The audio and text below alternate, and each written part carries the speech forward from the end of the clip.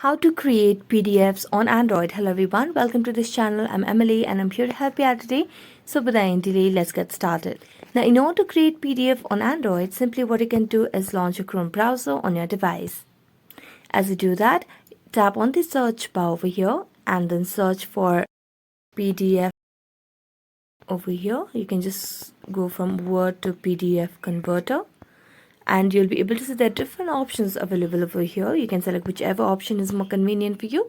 I'm going to select on the very first one that pops up, and then here it says select Word file.